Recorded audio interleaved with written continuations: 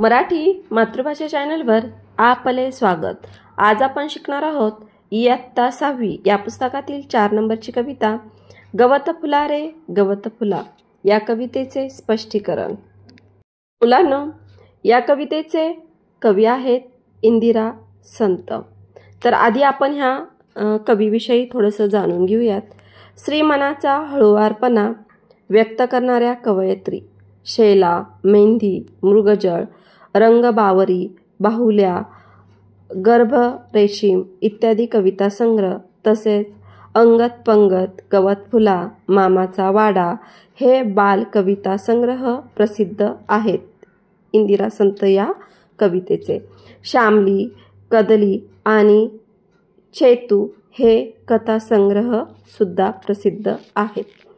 तर गवत फुला या कवितेत कवयित्रीने माळावर फुललेल्या गवत फुलाचे वर्णन केलेले आहे। आता आपण ही कविता वाचून घेऊयात। रंग रंगुल्या सान सानुल्या गवत फुला रे गवत फुला, असा कसा रे मला लागला सांग तुझा रे तुझा लळा। मित्रासंगे माळावरती पतंग उडवित फिरताना, तुला पाहिले गवतावरती झुलता झुलता हसताना। विसरून गेलो पतंग नभीचा, विसरून गेलो मित्राला, पाहून तुझला हरकून गेलो अशा तुझ्या रे रंगकळा। हिरवी नाजूक रेशीम पाती दोन बाजूंना सळसळती, निळनिळुली एक पाकळी पराग पिवळे झगमगती। तळी पुन्हा हन गोजिरवाणी लाल पाकळी खुलली रे, उन्हामध्ये हे रंग पाहता भान हरपून गेले रे। वारा घेऊन रूप सानुले खेळ खेळतो झोपाळा, रात्र ही इवली होऊन म्हणते अंगाईचे गीत तुला। मलाही वाटे लहान होऊनी तुझ्याहूनही लहान रे, तुझ्या संगती सदा राहावे विसरून शाळा घर सारे। तुझी गोजिरी शिकून भाषा गोष्टी तुझला सांगावे, तुझे शिकावे खेळ आणखी जादू तुझला शिकवाव्या। आबाळाशी हट्ट करावा खाऊ खावा तुझ्या सवे, तुझे घालुनी रंगीत कपडे फुलपाखरा फसवावे। रंग रंगुल्या सान सानुल्या गवत फुला रे गवत फुला, असा कसा रे मला लागला सांग तुझा रे तुझा लळा। रंग रंगुल्या म्हणजे रंगीबिरंगी, सान सानुल्या म्हणजे छोटासा नाजूक, आणि गवत फूल म्हणजे गवतावर येणारं छोटंसं नाजूक असं फूल। लळा, लळा म्हणजे जिव्हाळा, प्रेम। मित्रासंगे माळावरती पतंग उडवित फिरताना, तुला पाहिले गवतावरती झुलता झुलता हसताना। मित्रासंगे म्हणजे मित्रांसोबत, माळावरती म्हणजे उंच अशा जागेवरती, माळ रानावरती पतंग उडवित फिरताना, तुला पाहिले गवतावरती झुलता झुलता हसताना। झुलता झुलता म्हणजे डोलता डोलता।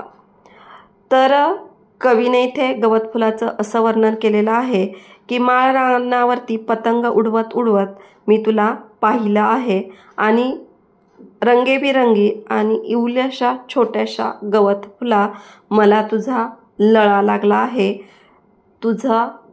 तुझ्याबद्दल ओढ निर्माण झाली आहे माझ्या मनात, आणि त्यामुळे मी मित्रासंगे पतंग उडवित फिरताना मी तुला पाहिलं आणि तुझ्याबद्दल मला लळा लागला आहे। आणि मी तुला कसं पाहिलं की गवतावरती झुलता झुलता हसताना पाहिलं आहे, गवतावरती तुला मी डोलता डोलता डोलत आहे तू असं असताना मी तुला पाहिलेलं आहे। विसरून गेलो पतंग नभीचा, आणि तुला बघून मी नभीचा म्हणजे आकाशातला पतंग विसरून गेलो मित्राला, तुला बघून मी माझ्या मित्राला सुद्धा विसरलो आणि नभीचा पतंग सुद्धा विसरलो। पाहून तुझला हरकून गेलो, तुला बघून मी हरकून गेलो। हरकून जाणे म्हणजे गुंग होणे। अशा तुझ्या रे रंगकळा, आणि इतक्या सुंदर अशा तुझ्या रंगकळा आहे। रंगकळा म्हणजे रंग छटा। इथे कवी म्हणत आहे की तुझ्या रंगकळा पाहून मी हरकून गेलो आहे.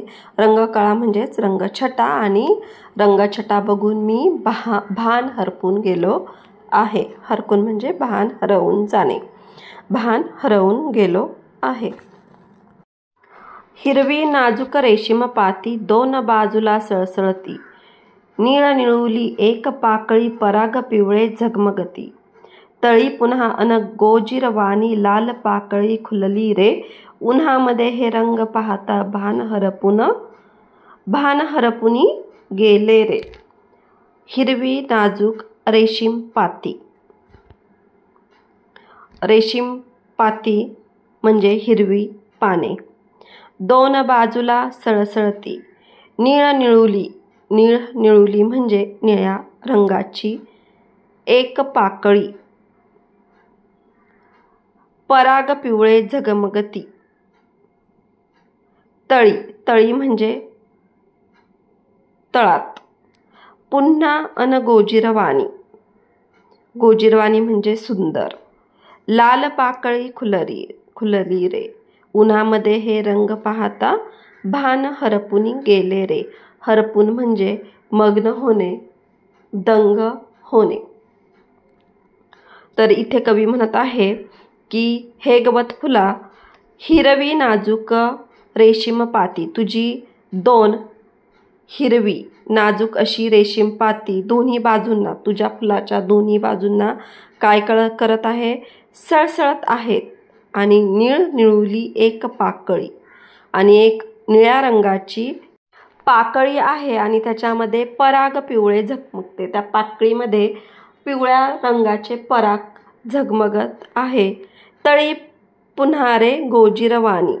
तळी म्हणजे तळात खालच्या बाजूला एक गोजिरवाणी लाल पाकळी खुलली रे.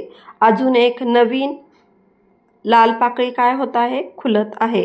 उन्हामध्ये हे रंग पाहता, आणि उन्हामध्ये तुझे हे रंग पाहता माझे भान हरपून गेले आहे, मी दंग झालेलो आहे. वारा घेऊन रूप सानुले खेळ खेळतो झोपाळा, रात्र ही इवली होऊन म्हणते अंगाईचे गीत तुला. मलाही वाटे लहान होऊनी, तुझ्याहुनी लहान रे, तुझ्या संगती सदा राहावे, विसरून शाळा घर सारे. पुढे कवी म्हणत आहे की तुझे इवलीसे सानुले म्हणजे इवलेसे छोटेसे रूप पाहून वारासुद्धा छोटासा होऊन खेळ खेळतो झोपाळा म्हणजे झुला. वारासुद्धा तुझे सानुले छोटेसे रूप बघून काय झालंय, सानुला झाला आहे आणि तुझ्याबरोबर झुला खेळत आहे. रात्र ही इवली म्हणजे छोटीशी होऊन म्हणते अंगाईचे गीत तुला, आणि रात्रसुद्धा तुझ्या रूपासारखीच इवलीशी झाली आहे आणि तुझ्यासाठी ती काय म्हणत आहे, अंगाई गीत म्हणत आहे. मलाही वाटे लहान होऊनी, तुझ्याहुनी लहान रे. मग पुढे कवी म्हणत आहे की मलाही असं वाटत आहे की मी तुझ्यापेक्षा सुद्धा लहान व्हावे आणि तुझ्या संगती सदा राहावे, आणि तुझ्या संगती म्हणजे तुझ्या सोबतच काय करावे, सदा राहावे. सदा म्हणजे नेहमी तुझ्या सोबतच राहावे. विसरुनी शाळा घरे सारे, आणि मी सुद्धा माझी शाळा घर सारे विसरून तुझ्या सोबतच राहावे असे मला वाटत आहे. तुझी गोजिरी शिकून भाषा गोष्टी तुझला सांगाव्या, तुझे शिकावे खेळ आणखी जादू तुझला शिकवाव्या. आबाळाशी हट्ट करावा खाऊ खावा तुझ्या संगे, तुझे घालुनी रंगीत कपडे फुलपाखरा फसवावे. पुढे कवी म्हणत आहे की हे गवत फुला, तुझी गोजिरी शिकून भाषा. गोजिरी म्हणजे गोड सुंदर अशी नाजूक भाषा शिकवून गोष्टी तुझला सांगाव्या. तुझी गोजिरी भाषा शिकवून तुला काय कराव्या, गोष्टी सांगाव्या असं कवीला वाटत आहे. तुझे शिकावे खेळ आणखी, आणि तुझे खेळसुद्धा शिकवून घ्यावे. जादू तुझला शिकवाव्या, तुला वेगवेगळ्या जादू शिकवाव्यात.